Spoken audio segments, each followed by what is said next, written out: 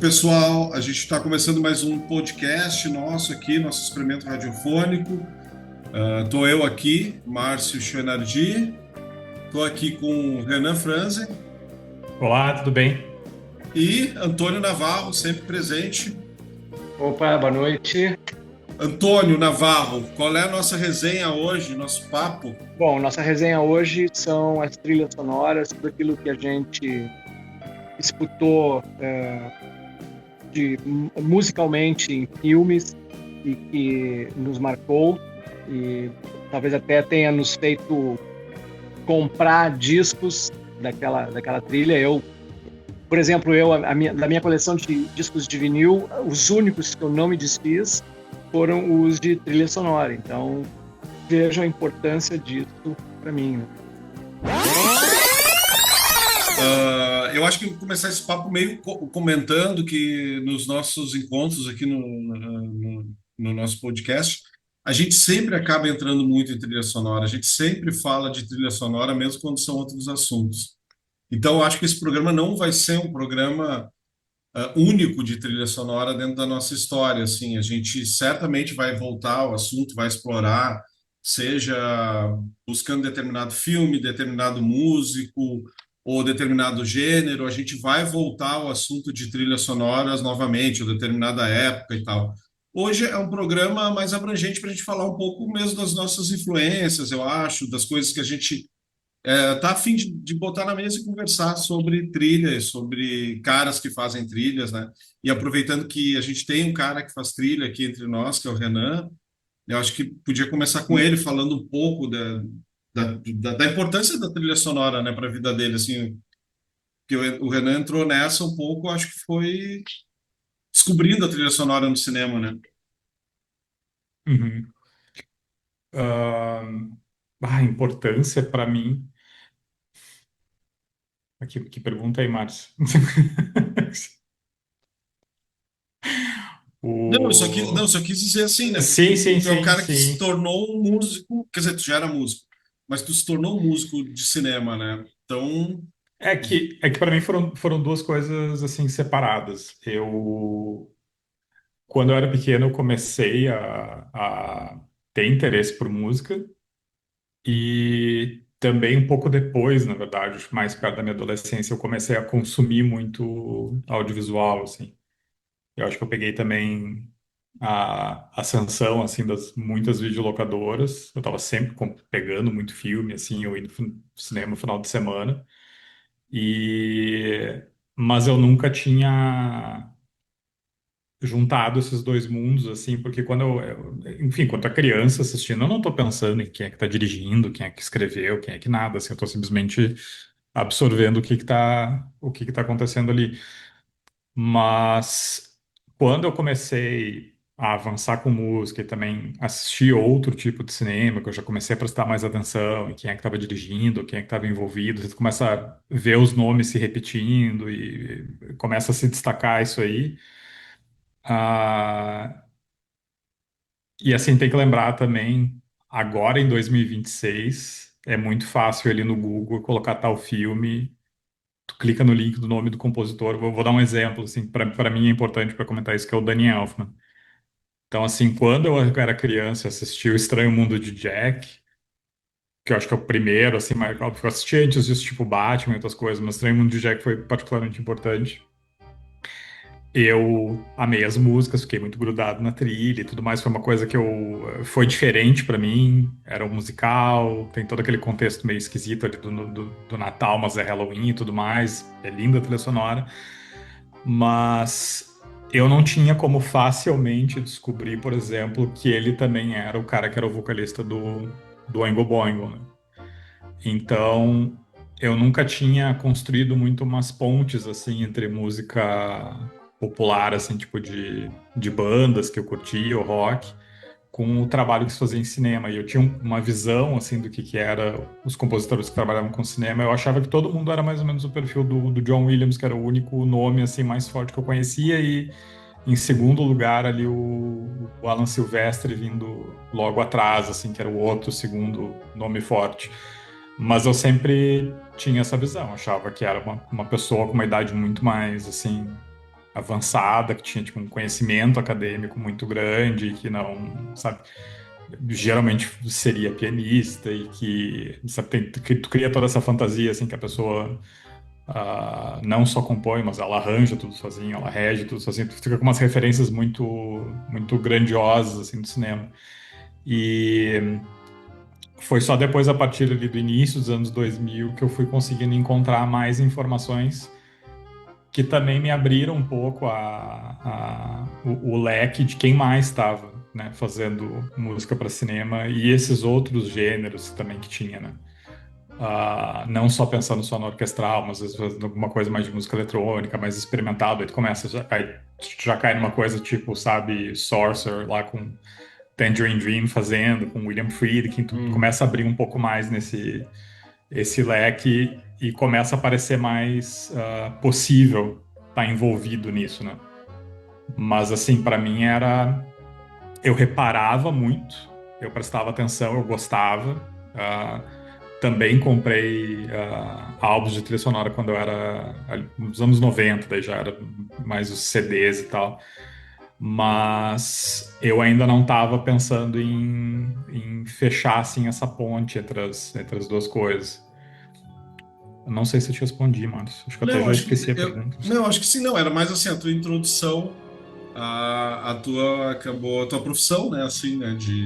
Tu já era músico, mas é um cara que hoje faz música para filmes, séries, né? E tal. Uhum. Então tem essa ligação, acho também com a tua infância, isso que tu falou, né? De, de descobrir, né? Que o cara do Oingo Boingo era o Danny Elfman, né? Eu também não sabia disso, assim. Quando eu Uhum. acho que foi logo depois do Batman que eu descobri, assim, que alguém me falou, um amigo me falou que esse cara é do Oingo Boingo. Nossa, que estranho. Mas já tinha o Prince também na trilha, eu já tava achando tudo meio estranho. Mas eu achei a trilha do Batman super classuda, né? Então, assim, eu não conseguia desenhar o mesmo cara também, que nem tu, assim, sabe? E quase esse trabalho em particular, depois eu fui descobrir que quase foi uma colaboração 50-50, né? O Daniel Elfman tem uma longa entrevista muito bacana que ele entra bem nesse assunto, que ele estava contando que ele foi, acho que eles filmaram na Inglaterra, né? Que ele foi visitar os sets Sim, e era tinha os algum sets do dos... James Bond, o mesmo estúdio do James Bond. Eu acho que é Tu ia falar alguma Pinewood. coisa? Ah, isso Isso, aí. Pinewood. Exato. Mas ele falou que ele estava lá em Pinewood andando pelos sets do Batman, conversando com alguns executivos e o cara explicando para ele, não, porque vocês vão fazer juntos, O Prince mas não te e o preocupe. Danny Elfman.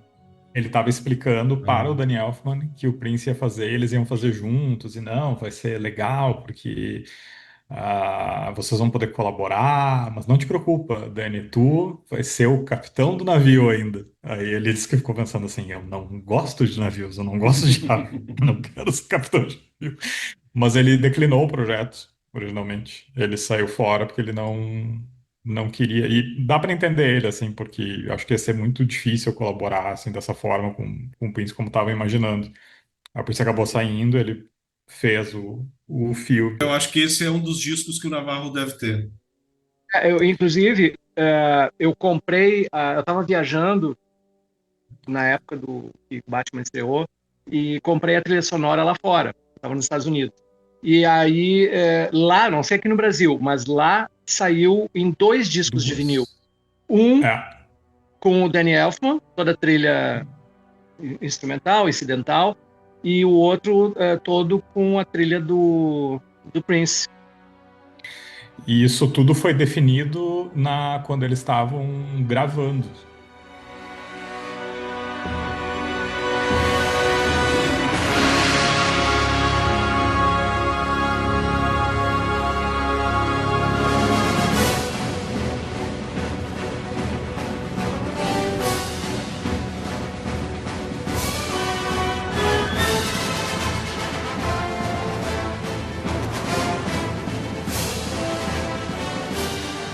Claro, a gente está falando dos anos 80, então o, essa parte tecnológica, né, do fazer da trilha sonora que foi mudando muito ao longo dos anos, mas ainda já, ou melhor, já nos anos 80, para quem tinha dinheiro, é claro, e tinha algum Mac bom da época lá, tu já conseguia fazer algumas coisas de demo, por mais primitivas que fossem, para pelo menos escutarem e terem uma ideia do que tu, qual é a tua intenção musical de fazer, para tu não cair direto num estúdio e, né, torrar ali 100, 200, 300 mil dólares numa sessão de gravação, em alguma sessão de gravação, sem ter exatamente ideia do que vai acontecer, né? Pegar e descobrir lá de surpresa.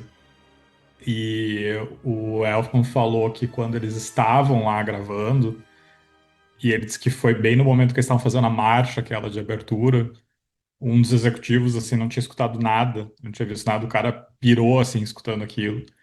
Aí ligava para todo mundo e tentava colocar na caixa de som para eles escutarem, e ele se virou, ele disse assim, Danny, a gente vai fazer 2 álbuns. A gente vai fazer um com as músicas do Prince, as coisas, as canções, vamos dizer assim, e outro só com a parte de música incidental.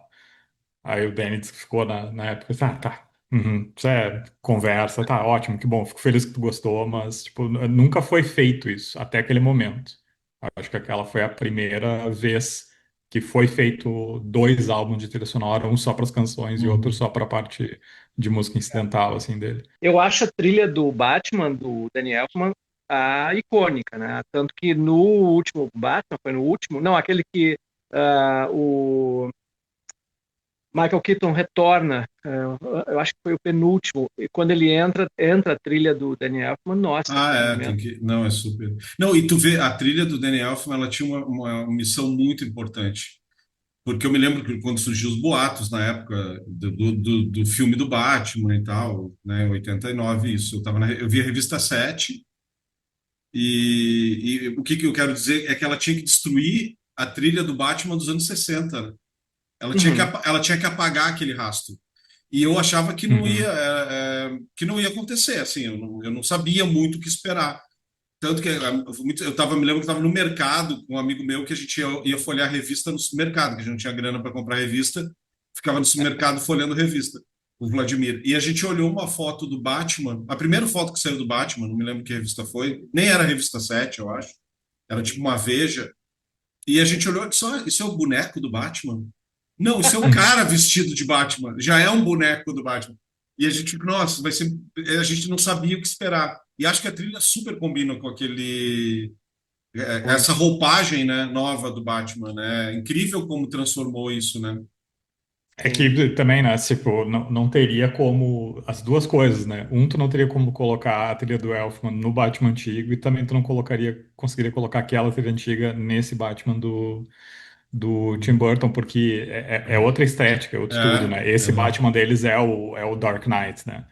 Então, ele sabia exatamente o que fazer, assim. Eles tinham um ponto de vista muito claro, assim. E eu acho que ia ser muito difícil também outra pessoa talvez tenha entendido tão bem ele, né, naquele período, assim. Porque também, isso é outro rolê, né, assim, da trilha, tipo, são duas pessoas que têm uma idade semelhante, habitaram meio que um mesmo período, assim, de consumir cinema, de cultura pop, cresceram com as mesmas coisas. A comunicação é muito fácil, né, entre eles. Porque eu acho que isso é uma das coisas mais difíceis do trabalho de trilha, que geralmente quando a gente pensa na música, assim, tu vê de uma forma um pouco mais individualizada, né? Talvez para quem não seja tão de dentro da área ou seja mais fã, tu tem meio que essa divisão, assim, parece que o compositor é essa pessoa convidada que vai vir e vai simplesmente entregar esse produto mágico, assim, que vai funcionar e não vai ter, como é que eu vou dizer assim, não vai ter nenhum questionamento sobre a entrega, né? É, mas não, Sobre o que está sendo feito pro filme. Então, o retrabalho que tem nisso é sempre muito grande e não interessa quem que é, assim, tipo, até mesmo por uma pessoa que nem o John Williams, né? Por exemplo, agora, ficando do Daniel, muita gente questionou ele fazendo e questionaram, inclusive, depois que ele já tinha feito.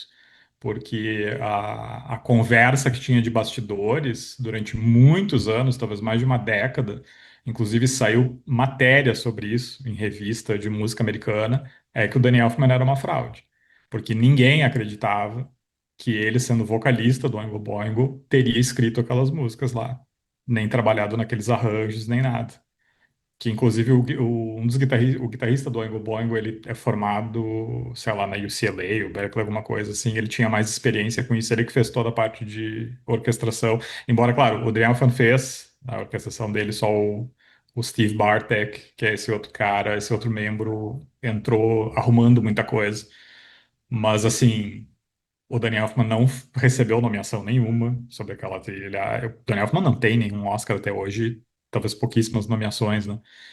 E eu lembro dele comentar que quando saiu as nomeações, que ele poderia estar participando daquele Oscar naquele ano, que ele não foi nomeado, uma das cartas que ele recebeu, se ele recebeu em casa, assim, só dizia: você foi roubado, assinado Hank. Aí ele comentou com o agente dele que só recebi isso aqui. Sei, algumas pessoas entraram em contato, mas recebi essa enigmática, assim, Hank. Aí o agente dele disse: o Henry Mancini, seu idiota. Sabe, todo mundo sabe quem é o Hank.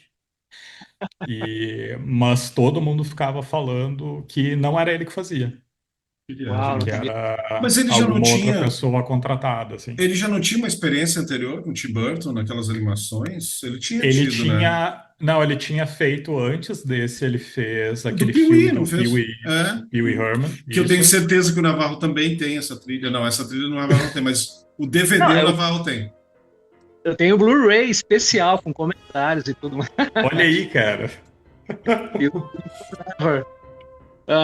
inclusive o Piu Piu, o primeiro filme, que foi o primeiro filme do Tim Burton e a primeira trilha do Danny Elfman pro cinema, nunca saiu no Brasil esse filme, né? Incrível isso.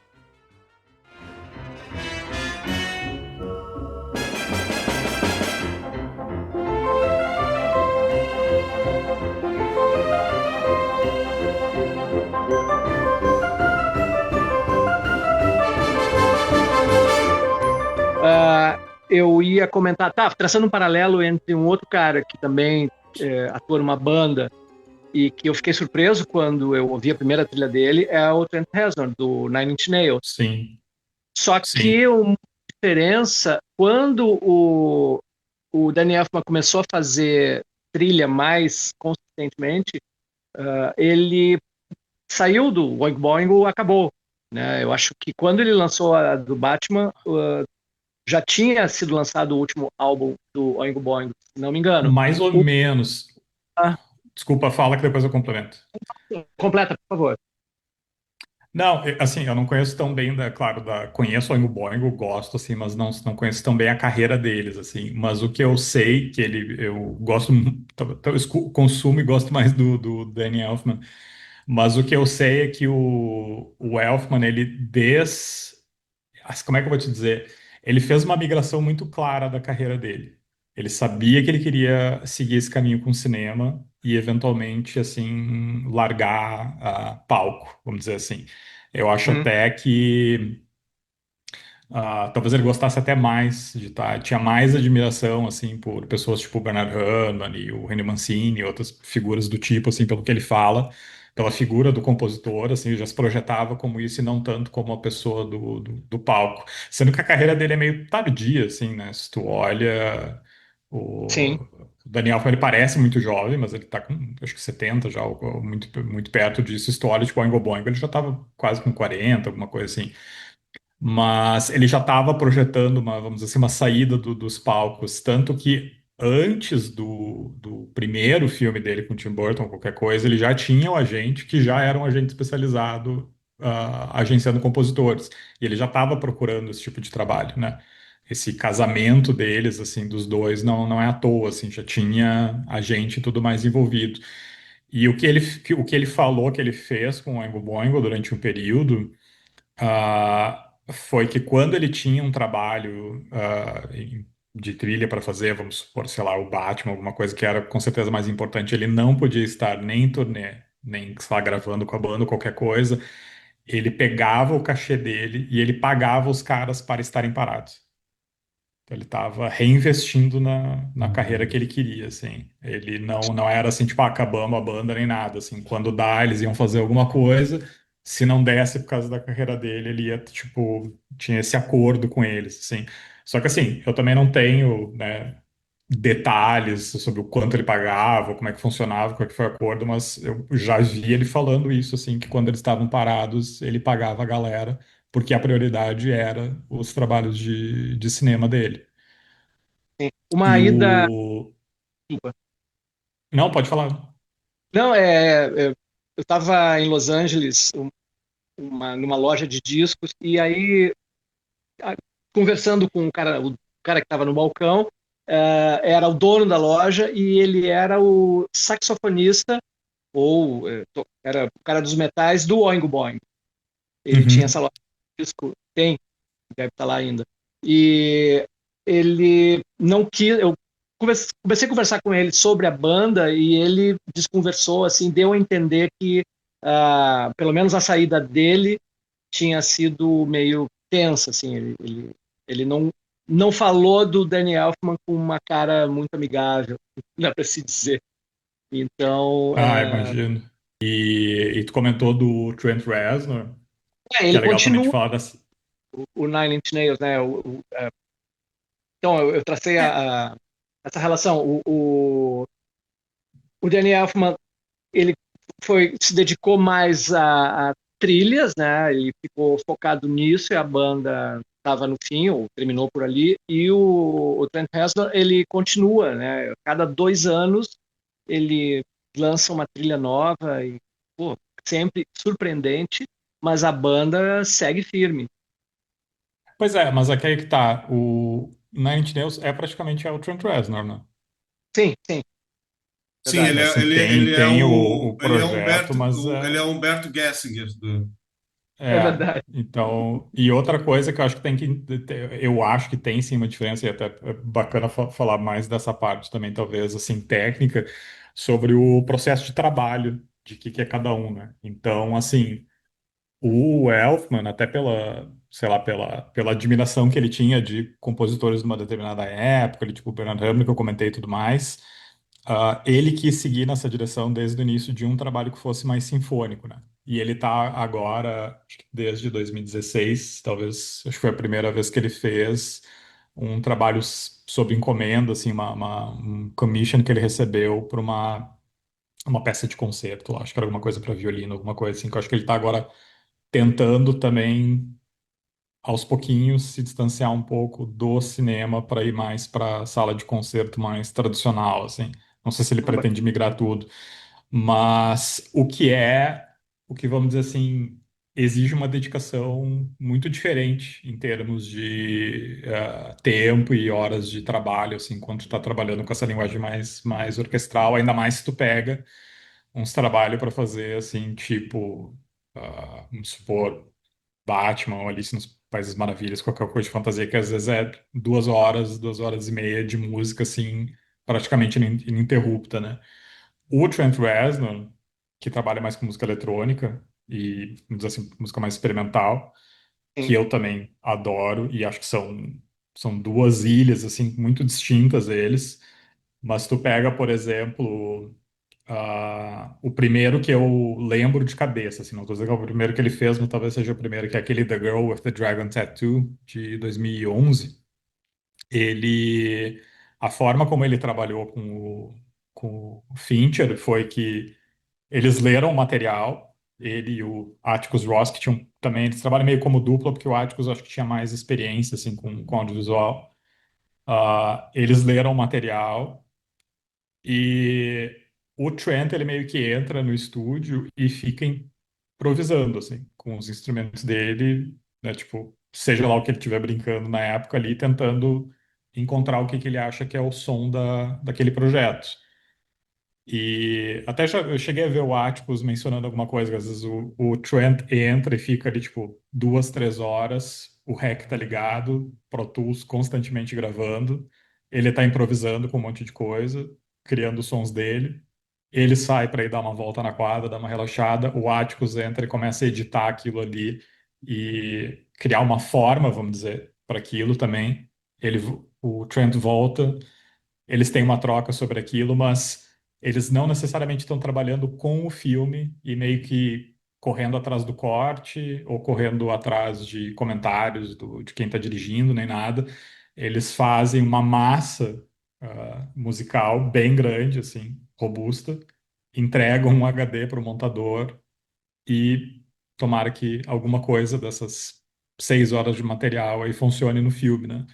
Então, por exemplo, esse The Girl with the Dragon Tattoo, ele foi ver o que fizeram com as músicas do filme quando ele sentou na sala para assistir o preview dele. Ele não. É diferente, por exemplo, do trabalho do Dan, falar, tá aqui a abertura do filme, precisa colocar o tema e como é que vai entrar, não, mas eu acho que o tema não funciona aqui em tal instrumento, de repente fazer diferente. Tararara. É outro ritmo, assim, porque é outro tipo de filme também, outro diretor, outro tudo. Mas o processo de trabalho deles também é muito diferente nesse sentido. Sim, sim. O O, Trent é o Oscar, né? Uma trilha. Oi? O Trent Reznor, esse ano, agora, concorreu ao Oscar. Ou foi o Agora, ano nesse passado? que passou, eu não me lembro. Eu sei que ele ganhou aquele pelaquela animação, né? Que ele compartilhou com Atticus. Puta, eu esqueci o nome. tu tá falando desses até diferenças assim tal, mas Soul. Ah, Soul. Aham. ah, eu não ia puxar um pouco tu estava falando dessa coisa da diferença do tipo do Daniel Elfman trabalhar mais olhando o material, o outro cara construir o material para depois ser incorporado. E eu estava vendo umas coisas do Bernard Herrmann, que eu acho que a gente já falou, comentou algumas vezes aí durante que a gente Uhum. começou a falar, que eu acho que é uma referência bastante evidente, pelo menos na trilha do Batman e nas coisas do Danny Elfman, assim, né? Parece bater um pouco o Bernard Herrmann mesmo. Mas eu estava pesquisando um pouco dele e descobri que ele era um cara que gostava de autonomia, ele não ficava muito grudado ao diretor, né? Ele era um cara que, de certa maneira, um pouco Danny Elfman, mas um pouco, como tu deu do outro exemplo, que ele trabalhava as trilhas um pouco separado para entregar, né? É que daí tem outro. É que daí também a gente está falando de outra época. Sim. No período do Bernard Herrmann, ele já não tinha também esse luxo de estar com o computador na frente, vamos dizer. Não precisa nem do computador, deixa eu me corrigir, não podia, na época dele, Nem, nem sim, talvez não estar tinha. com a moviola. Porque Exato. assim, o John Williams citou, olha, tu pode ver nos documentários, lá, sei lá, trilha do ET, essas coisas, ele tá com uma moviola, sei lá, uma versão menor ali do lado, podendo olhar com o montador o corte, fazer o timing das coisas, né? E o Bernard Herrmann, a forma como ele compunha também, e tem, acho que até tem um artigo que uma vez eu li anos atrás chamado Easy to Cut, foi fácil de cortar. Montador gostava muito de trabalhar com o Bernard Herrmann porque as músicas dele eram bem quadradinhas, assim. E até quando tu olha, assim, tipo, literalmente tu coloca as partituras dele na tela, assim, tu fica olhando, tu vê como elas têm umas delimitações muito claras, assim. E ele tinha uma característica dele, até eu não sei de que. Eu me questiono até se ele não fazia um pouco disso de propósito para facilitar esse processo de montagem e não ter tanta interferência nas músicas dele. Porque é muito diferente, assim, de uma linguagem muito melódica, sei lá, tipo do Max Steiner, assim que já é outra coisa que seria talvez difícil tu ter que fazer uma edição, uma alteração na música, tu cortar ali no meio de um contraponto, alguma coisa de duas, três vozes diferentes rolando, é um pouco mais complicado do que as coisas do Bernard Herrmann. E o Bernard Herrmann tinha muita coisa que ficava nas bibliotecas lá dos estúdios que ele Ah, trabalhava, sim, sim. que eram utilizadas, por exemplo, nessas É, séries de ficção é. científica e tudo Não, mais que eles gostam. ele era um cara que parece que, sim, que eu pesquisei também, que ele durante o tempo ele trabalhava só para a biblioteca. Ele ganhou muita grana, mas ele sobreviveu mais fazendo material para ser usado de forma geral, né? Não era específico. Ele fazia a rodo, assim, Ele tipo tem para. bastante e tem um site desses americano, puta, alguma coisa tipo assim, Biblioteca do Congresso, um negócio assim, que tem uns LPs muito antigos, só de música de biblioteca, e tem muita coisa do Bernard Herrmann que dá para escutar, assim, super simples, só coisa de fundo, mas tu vê claramente, assim, o jeito que ele costumava fazer as coisas que tá ali. Que inclusive tu estava falando de autonomia e tudo mais. Eu terminei de ler, acho que foi final do ano passado, eu peguei a biografia do Bernard Herrmann. que é um cara chamado Stephen C. Smith que fez. Ele ficou, acho que 12 anos escrevendo ela. Ele pegou do final dos anos 80 até o início dos anos 90. Ele escreveu ela. E ele pegou um período muito longo onde tinha muita gente viva ainda que trabalhou com ele, Uhum. em estúdio, música e tudo mais. E tu falou dessa baixa interferência, assim. O Bernard Herrmann é um cara extremamente complicado de se Não, trabalhar, assim, eu, tipo, eu fui pesquisar isso e vi também que ele era complicado na é vida, né? Era um cara complicado na vida. bem A, a, complicado na vida. a trilha a música do Bernard Herrmann foi a primeira trilha que me impactou. Eu assistia Perdidos no Espaço, né, anos 60, e tem um episódio em especial que o Irving Allen ele lançou mão das trilhas de biblioteca da Fox e muita coisa do Bernard Herrmann. Então tem um episódio que o robô, se não me engano, é War of the Robots, Guerra dos Robôs, que o robô da família Robinson enfrenta um outro robô, que era, na verdade, o Robbie do Planeta Proibido. Ah, sim, que era o mesmo modelo, a mesma carcaça. Foi o mesmo designer É, de robô, o Yamashita, um isso. japonês que estava nos estúdios. E aí, quase todo esse episódio com a trilha do Bernard Herrmann. E aí, eu não sabia, né? Claro, me marcou. Uns anos depois, eu tinha, eu acho, 12 anos, eu estou assistindo O Dia em que a Terra Parou, na Globo, sábado de tarde, eu e meu pai, assim, uma memória afetiva muito grande. Foi a primeira vez que eu vi esse filme, e quando ele entra quando o robô, o Gort, começa a se movimentar, eu acho que a trilha é a mesma do Perdido no Espaço. E aquilo eu pensei, uau, é a mesma música do episódio do Perdido no Espaço. Aí depois comecei a pensar que eu entendi que era o mesmo cara, e na verdade ele não tinha composto pro Perdido, ele tinha composto pro Dia em que a Terra Parou, que foi produzido Ah, na década, sim. Não, década. o Perdido no Espaço foi depois do dia que a Terra parou, né? E sim, o Perdidos foi em 60. Esse episódio é de 65 ou 6, ainda da primeira temporada. Sim, sim. Tá, isso tá E, na pesquisa que eu fiz, Navarro. Eles usaram nos primeiros episódios do Perdido no Espaço, as bastante trilhas. coisa. O mão do material que estava em biblioteca da Fox, né? Exatamente. E tem uma coisa que é incrível também nesse trabalho do Bernard Herrmann, que ele define a ficção científica um pouco, né?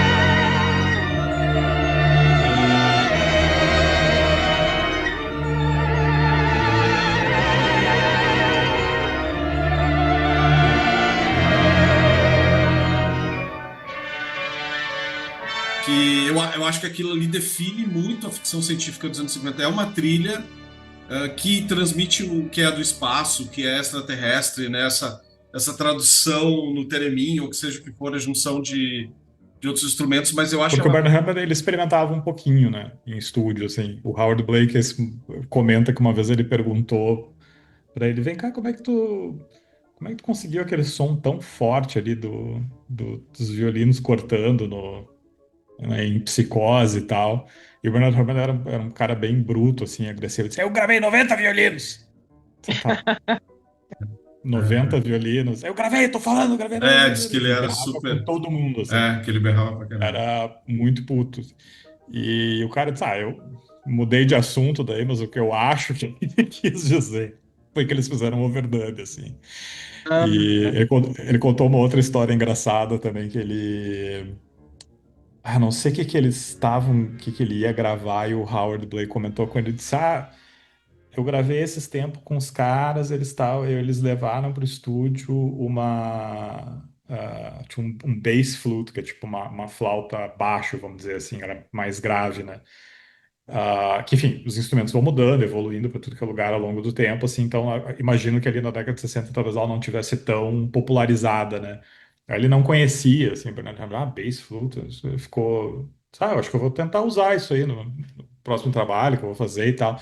E o Howard disse para ele assim, disse, bom, eu posso falar com eles e tal, a gente chama, mas só não escreve notas muito longas e graves, porque precisa de muito ar para segurar durante muito tempo, né? Quando a gente está escrevendo principalmente sopro, tu tem que considerar que a pessoa precisa respirar, né? Aí ele disse, ó, só não escreve notas muito longas, muito graves. Por que que tu tá me falando como é que eu vou escrever para flauta? Eu sei, mas tu acabou de dizer que não conhecia esse instrumento. Como é que tu vai fazer isso aí? E ele disse, e dito e feito, quando ele chegou lá para gravar com o pessoal, o cara só tinha escrito umas notas bem longas e bem graves, e óbvio que o som foi horrível.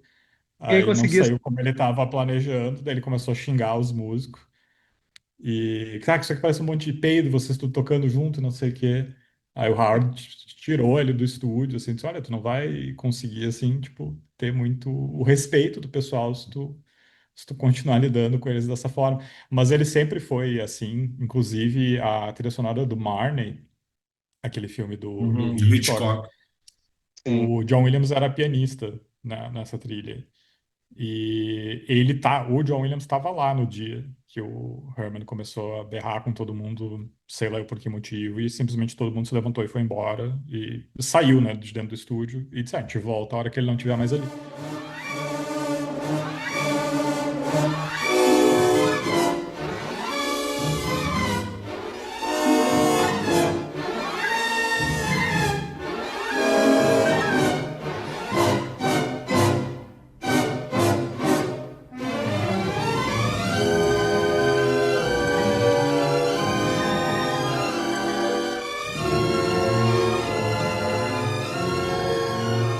Contar bem rápido antes que eu esqueça de uma outra história que essa tá na biografia dele e tem um outro, como é que é o nome daquele diretor que fez aquele outro filme dos anos 80 de horror, uns negócios com um bebê Ah, não, esse, duplicado. eu ia comentar esse, justamente que o Bernard Herrmann fez esse outro filme que Nasce o Monstro, do Nasce o monstro. Larry Cohen. Larry Cohen, Larry isso. Cohen, é. O Larry Cohen, ele tem uma história muito bacana que ele conta em entrevista, em vídeo, também tem uns detalhes na biografia do Bernard Herrmann, que é assim, ele e a família dele, o Larry Cohen, tiveram uma relação muito próxima com o Bernard Herrmann e a esposa dele da época lá. Eles eram assim de, tipo, passar Natal junto, ele chegou a se mudar com a família para Inglaterra para ficarem mais perto do Bernard Herrmann durante um tempo, ficaram acho que pelo menos um ano morando na Inglaterra. E ele conta assim que ele amava, assim, adorava o Benny, porque todo mundo achava que o Benny ele não tinha pele. Eles diziam que ele não tinha pele. Ele era só nervo assim exposto. Era um cara muito sensível. Qualquer coisa que tu falava, ele podia ficar magoado, machucado, mas ele tinha uma pessoa com um coração gigante assim, uma vez que tu estava dentro do círculo dele assim. E o último trabalho que o Bernard Herrmann fez foi Taxi Driver. E foi meio que um momento meio que de um revival dele, assim, porque ele já estava num período, acho que de mais de 10 anos, que ele praticamente não estava fazendo cinemas, grandes filmes americanos, e a fonte estava secando ali em Hollywood. Essa última esposa, esse último casamento dela falou que cada vez que eles voltavam para Los Angeles, eles viam assim que cada vez tinha menos convite para passar o Natal com eles, assim, cartinha chegando em casa, até que um dia simplesmente não tinha ninguém. Eles estavam meio que desaparecendo assim o trabalho dele lá. E ela até conta de um episódio que o Bernard Herrmann ligou para talvez a Fox, a Universal, e falou com algum dos Newman lá da família do clã lá dos Newman, acho que foi o Lionel Newman, e ela disse que ele ligou e perguntou, tipo, tu não tem... Pô, Lee, eu tô aí em Los Angeles visitando, tu não tem nada para mim de trabalho e tal. E ela disse que o Leo respondeu: Desculpa, Benny, a gente decidiu sair. We decided to run with the kids, que é uma expressão americana, não tem como traduzir ela muito bem pra gente, mas basicamente quer dizer: a gente tá trabalhando com a gurizada mais nova. Tá? Hum. Então, assim, tipo, datou ele, sabe? We decided to run with the kids. E ela disse que ele desligou assim o telefone, ele passou o dia inteiro, assim, ele só repetia essa frase, assim, para ele mesmo, assim, andava pela casa e repetia, We decided to run with the kids, we decided to run. Ele tava, assim, ensandecido com isso. E passa um tempo, tem meio que essa redescoberta dele, talvez ali começando com o Brian De Palma e o Larry Cohen, E ele entra no radar de novo, do Scorsese, inclusive do Spielberg, que na verdade é um compositor que eles tinham crescido escutando no cinema, mas até um determinado ponto, né, sem saber direito o que tinha acontecido naquela época, sei lá que idade que ele tinha, será que esse cara já morreu, ainda está aqui entre nós, ainda trabalha, ninguém sabia direito. E lo and behold, o cara tá vivo e trabalhando ainda. Então ele acaba fazendo o Taxi Driver e esse, na verdade, vira o último trabalho que ele faz, né? A esposa dele falou que quando eles, eu acho que eles estavam em Los Angeles já trabalhando no Taxi Driver e esse Lionel Newman entra em contato com ele para passar outros trabalhos para ele, porque ele tá vendo que ele tá trabalhando com Scorsese, jovem e tal, e tarará. Aí ela disse que o Bernard Herrmann, no telefone, falando com o Lionel Newman, disse, desculpa, Lyle, I decided to run with the kids. E pá, desligou na cara deles. Tipo, agora eu tô Então, trabalhando com a galera mais nova, o, assim, o mundo com os dá diretores voltas, mais né? novos. O mundo dá É. Ah, voltas. Mas, ah, enfim, ele chegou a fazer o, alguma a, coisa es- com o Spielberg? Não, de Não, Spielberg né? não aí é que trabalhou, tá. não. Mas ele ia fazer. Ele ia Ah, fazer porque o Bernard Herrmann morreu durante a sessão de gravação, não dentro da sala, mas durante o período que eles estavam, nos dias que eles estavam gravando o Taxi Driver. Uhum. Foi no último dia de gravação. Eles terminaram no dia 24, 23 ou 24, e naquele mesmo dia o o Scorsese tinha avisado pro Spielberg ir lá visitar o estúdio. Então, as pessoas estavam lá, viram eles juntos. O Spielberg foi lá assistir a sessão de gravação deles, viu o Taxi Driver sendo gravado. Tem alguma outra coisa de foto, assim, mas não com todo mundo, mas tu consegue ver o Bernard Herrmann, assim, já bem velhinho, debilitado. Ele tinha problema de saúde, assim, ele parecia fisicamente estar muito mais velho do que ele estava, na verdade. E eles disseram que eles tiveram uma troca ali, que diz que o Spielberg conta sobre isso numa entrevista, que ele entrou na sala e o Bernard Herrmann estava sentado num canto, assim, com um charutão, com a cinza, tudo caindo na barriga, assim. E ele entrou e disse assim, ah, Benny, que prazer te conhecer, eu sou muito fã do teu trabalho. E ele, pum, já de volta, né? Tipo assim, tu é fã do meu trabalho, por que tu sempre contrata o Johnny para trabalhar para ti, então? E... Mas naquele mesmo dia, o Herman o Benny foi pro hotel com a esposa dele, eles dormiram e quando ela acordou de manhã, e no dia seguinte eles iam tomar café da manhã com o Scorsese, o Al Pacino, o Robert De Niro, eles iam tomar café da manhã juntos no hotel, ela acordou do lado dele morto já. Ele teve um ataque cardíaco fulminante, nem se contorceu assim na cama. O Leonard Cohen o Leonard Cohen, não, Larry Cohen. Larry Cohen Larry, foi a primeira pessoa que ela ligou e a primeira pessoa que entrou no quarto também para ver ele e, enfim, contou de como ele viu ele morto. Mas uma coisa muito bonita que ele contou foi que quando eles fizeram o velório dele em Los Angeles ali, ah, que isso foi uma experiência meio surreal, assim, porque o Hitchcock não foi a Peg, que era uma secretária dele já de muitos anos, que ele achou um tanto desrespeitoso, assim. Ela disse que ele não tinha como, porque ele tinha outros compromissos. Muita gente foi lá falar, assim, tipo um outro compositor americano, que agora me esqueci o nome, que ficou descascando ele lá no velório, com o cara sem poder se defender, porque eles não tinham uma relação muito boa. Mas uma das coisas legais foi que ele disse que daqui a pouco ele estava olhando, assim, no meio do pessoal que estava lá, e estava o Truffaut. Eu até ia falar dessa relação que ele teve com o Truffaut, né, Bernard Herrmann. É, e daí o cara disse que olhou assim, disse, nossa, mas o Truffaut tá aqui. Daí o Cohen foi lá falar com ele, assim, e disse, olha, depois, obrigado por ter vindo, a gente vai ter uma recepção depois lá em casa.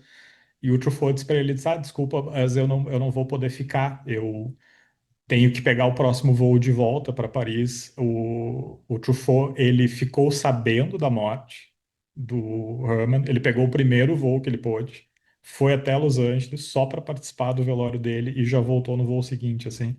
Então, que bonito, assim, essa relação respeitosa entre eles, enquanto o Hitchcock sequer mandou um buquê de flor, né? Mas aí só não vamos julgar. Ah, bom, eu acho que tem umas. Eu vou Sim, julgar, eu vou julgar. julga. Eu acho que tem coisa do Hitchcock que mostra justamente essa. incapacidade de amar dele, assim, não estou defendendo É, Hitchcock, mas foi sim. isso, assim, eu acho que é assim, como assim esse sujeito vai me abandonar? Eu não sei, eu acho que o Hitchcock tinha umas coisas que poderiam soar, essas Ah, grosserias, às vezes tu vai analisar, soa como eu não consigo ver esse cara morto. Talvez ele não certo. conseguisse ir no enterro porque ia ser sofrimento demais para ele. Mas enfim, não conheci os caras, não sei também. Tô só desenhando, tentando criar Uhum. uma narrativa, assim. Aproveitando o gancho do Truffaut, eh, ele fez quatro trilhas, eu acho, três trilhas com o Truffaut, né? Que também era um dos caras que resgatou ele, né? Que levou ele para a Europa para ele É, fazer. E uma das mais legais que eu acho, assim, que nem são tão marcantes, mas são bonitas, é a do Fahrenheit 451, né? Que tem uma trilha que tem a do Fahrenheit. o autor acha uma das coisas mais ai, meu Deus, por que que eu esqueci o nome dele agora? Ray Ray Bradbury. Bradbury, Ray Bradbury acha emocionante, que é a trilha das pessoas livro, que é muito legal mesmo, assim.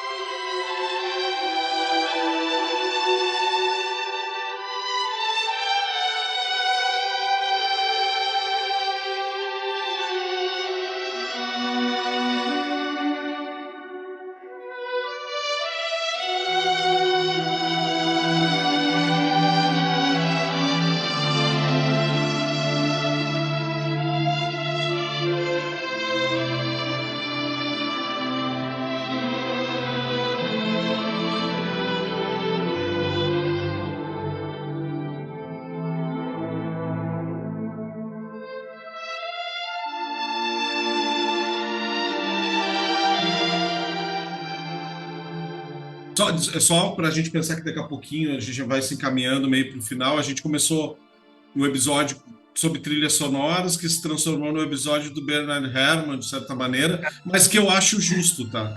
Eu acho que faz Entendi. É. parte do que a gente tinha estipulado. A gente não tinha uma pauta muito severa e a gente ia descobrir mais ou menos o que, que a gente ia acabar falando. Então, a gente já tem um pouco de Bernard Herrmann, a gente vai ter outros episódios para explorar outras trilhas, outras pessoas, outros gêneros e tal, mas acho justo a gente o Bernard Herrmann ter encostado na gente, assim, espiritualmente, ter Quase, baixado. quase um especial, né? Quase um especial sobre ele. É. Mas assim, eu fico com uma curiosidade, Renan. Ele chegou a conversar com o Spielberg para fazer alguma trilha específica? Isso está registrado em algum lugar? Na O que bio dele? eles, o que eles conversaram é que ele ia fazer o filme seguinte do Spielberg. E eles Seria iam ter uma reunião sobre o filme no dia, acho que dia 25 ou 26, que foi, só um, 2 dias antes, depois dele morrer. Então a reunião nem aconteceu. Mas eu não sei se é um filme que foi pra frente ou se era pra ser Contatos Imediatos. Eu não sei. Eu não tenho assim um nome. Ah, ia ser tal filme que ele ia fazer. eles conversaram durante o Taxi Driver, né? Durante as gravações ali.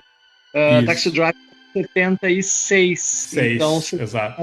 certamente Contatos Imediatos. Eu falei Tubarão, mas não, Não, Contatos Imediatos. o pior de tudo, poderia ter sido 1942, uma guerra muito louca também. Então, Ah, assim, verdade.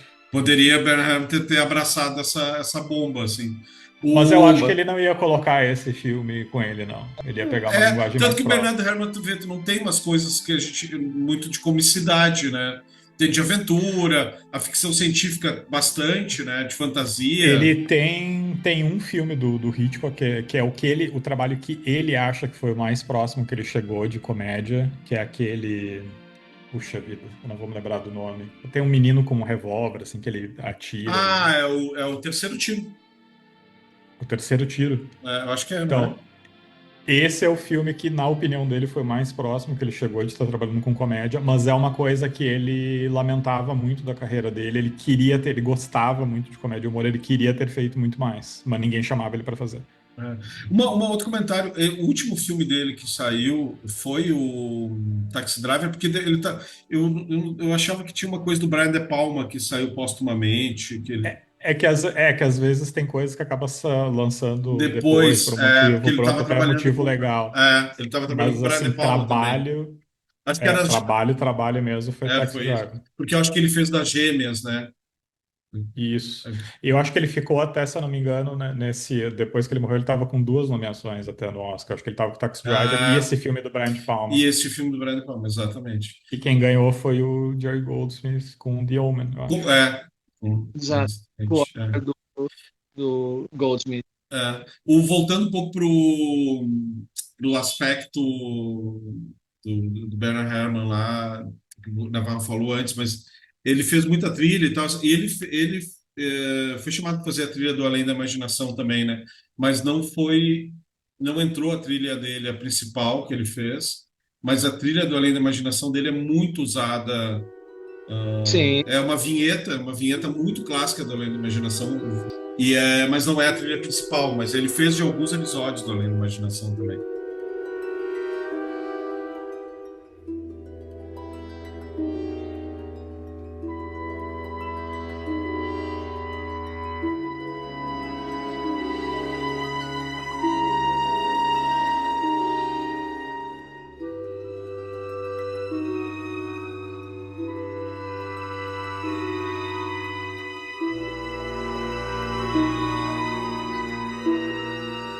Trabalhou Sim, direto, né, sim. nesses aspectos é, mais sombrios, né? Eu acho que por isso essa relação volta lá para o Batman, que para mim, e quando escutava a trilha do Batman, Uhum. tinha uma coisa desse cara, assim, do Bernard Herrmann, ecoando lá, né? Essa potência, essa caverna, né? Eu acho que é isso que o Daniel Elfman pegou, assim, a caverna do morcego, né? Tu tá dentro de uma caverna, tem uma coisa, assim, que ecoa dessa maneira para mim, assim. é, Aproveitando, assim, a gente tá comentando, já que estamos falando dele, assim, mas a minha predileta dele, assim, de trabalho é Um Corpo que Cai. Assim, Ah, é putz, muito clássica. e eu coloco lá no topo, assim, comparado com muitas outras, assim, mas eu acho incrível o trabalho que ele É muito, fez. muito cool. É que eu não consigo não venerar o Psicose, por exemplo, dele, saca?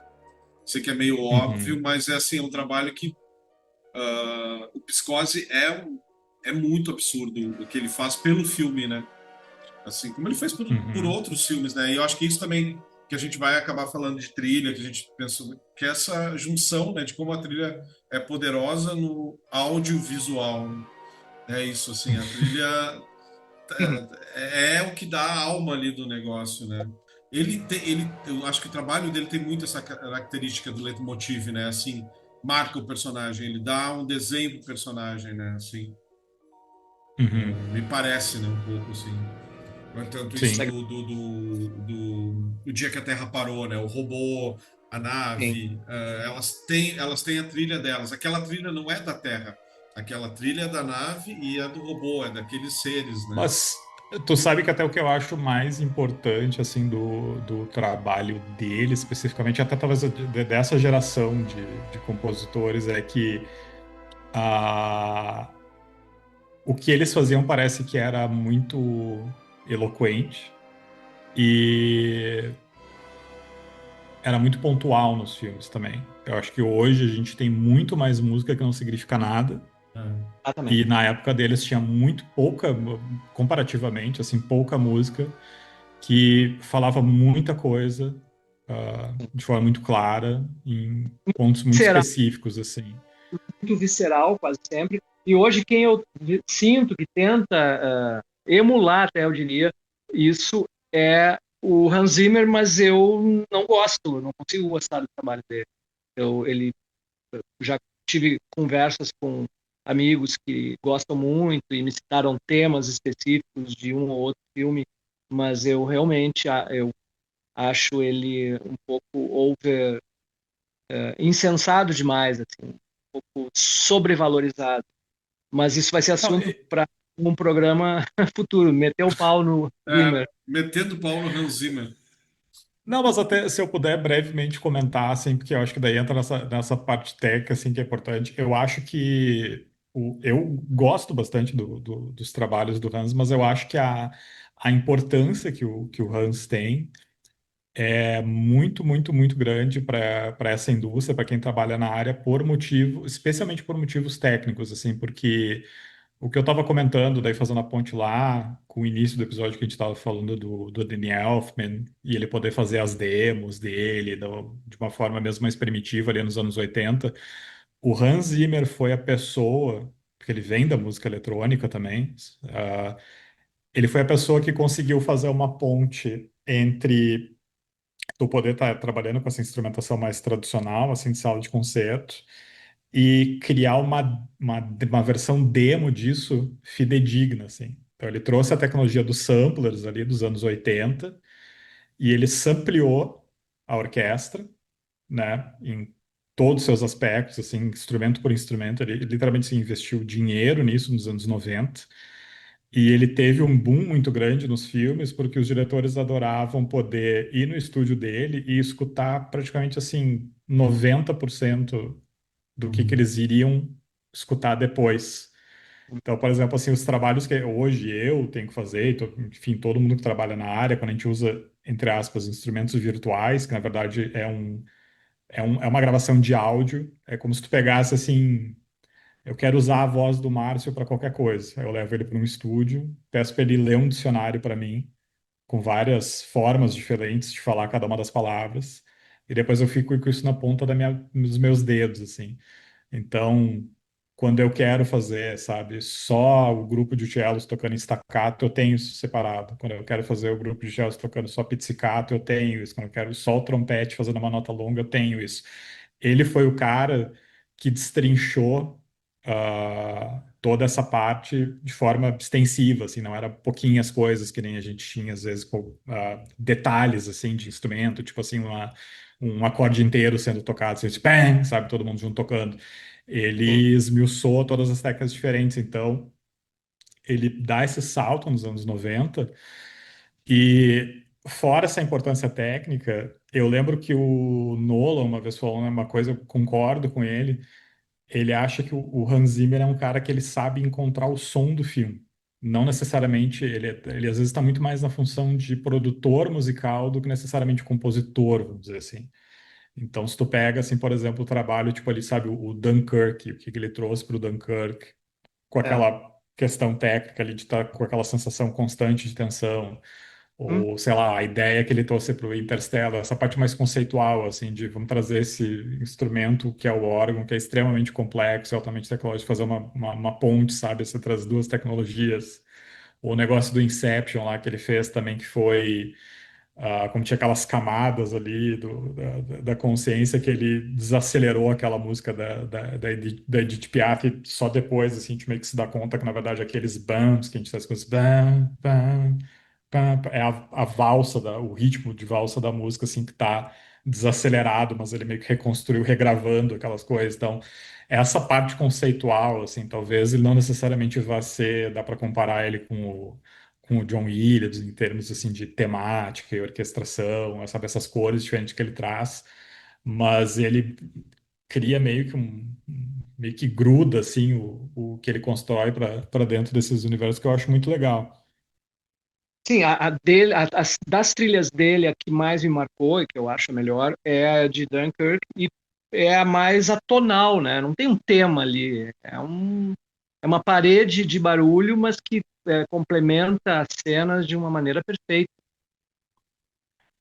Que daí é aquela discussão do a música tem que ter uma vida separada do filme ou não, Sim, né? Por exemplo, assim, se perguntar para o John Williams sobre isso, ele acha que sim, a música tem que, né, stand on its own feet, assim, ela tem que parar de pé sozinha.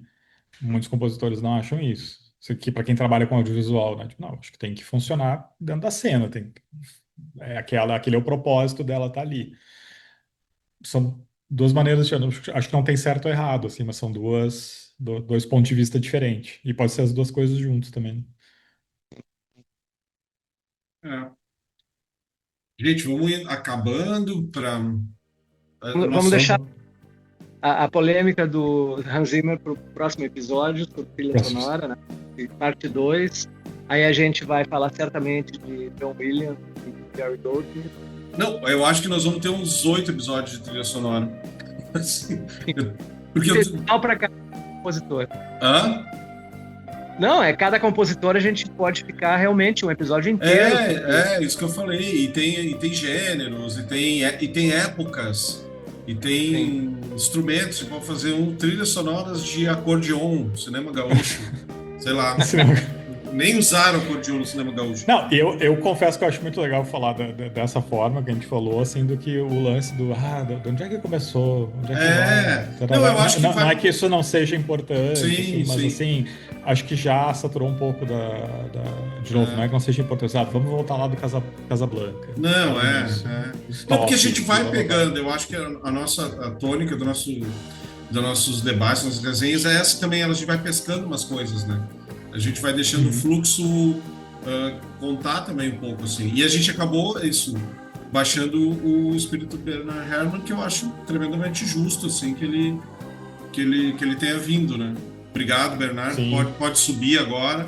Estamos no final do nosso programa. Vamos tocar um tambor para ele. Isso. Foi ótimo, então. Até a próxima. E boa noite aí, pessoal. Abraços. Boa noite, abraço, gente. Valeu, queridos. Obrigado, hein? Até. Gente, até mais. Tchau, tchau.